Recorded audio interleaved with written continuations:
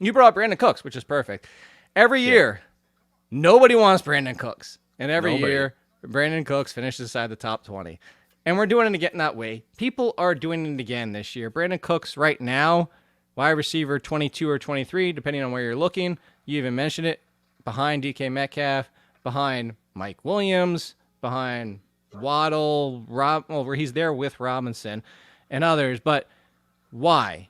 We just saw Brandon Cooks be the QB proof of all QB proof wide receivers of all time. Like, he played with Davis Mills for most of the year, and everybody's like, oh, Davis Mills was the best performing rookie quarterback. That was by default.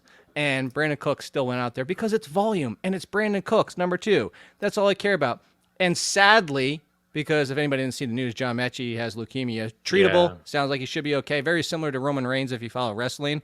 So prayers up for him. They recovers quickly. But John Mechie was one of the, arguably, going to be the second most reliable hands on this team. And now you're looking at Nico Collins, Chris Moore, who else? Chris Conley. There's also rans of wide receivers.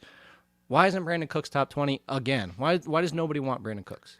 I don't know. Honestly, I did the Texans today on Mean Streets to preview them, and it's really just a whole lot of Brendan Cooks and then your boy Brevin Jordan. But yeah, I got it right here. Wide receiver 20 last year in a full point setting, PPR, 14.5 fantasy points per game. Last year, the year before that, wide receiver 17, 15.5 fantasy points per game. So he has been a low-end wide receiver 2, has had moments where he's finished as a wide receiver 1 for the week. You're going to have some bad games, of course, inside that offense and the quarterback play. But the volume is there. 39% of his team's air yards last year. 39%. Number 1 was Justin Jefferson, A.J. Brown, Terry McLaurin, DJ Moore, Calvin Ridley, who played for like a minute, and then Brendan Cooks. And then the target share was 27%. Cooper Kupp, Devontae Adams, Justin Jefferson, DJ Moore, Deontay, DK, Mooney, and Cooks. That's a healthy number.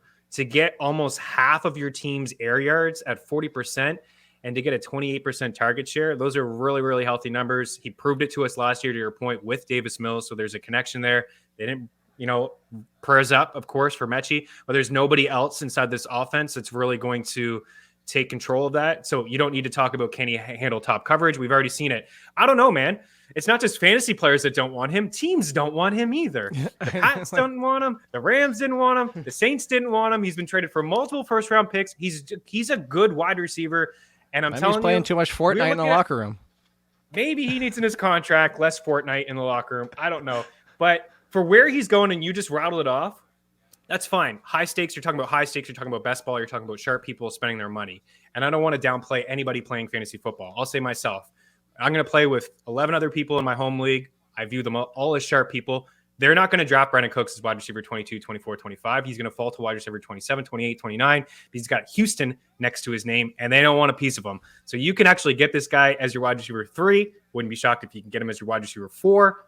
Value. He is one of the most valuable players in fantasy football. That's it. That's all I got to say. Couldn't agree more, and you know that. I think I've had more shares of Brandon Cooks over the years than probably any other player.